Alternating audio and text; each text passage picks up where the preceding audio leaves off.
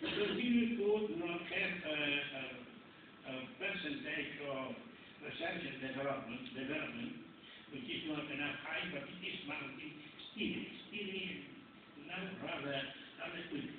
We have been able to, in the last years, to create new important equipment, scientific equipment. For instance, I don't know what is the name in English, it's a synchrotron. Synchrotron is an equipment.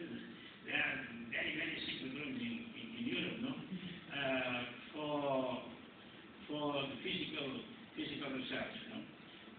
Obviously, with physical research was very useful for industry, for metal industry, for pharmaceutical industry, and so on.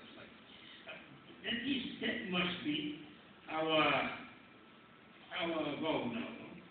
And we can do that in spite of the hostile feeling perspective. Then go ahead with that.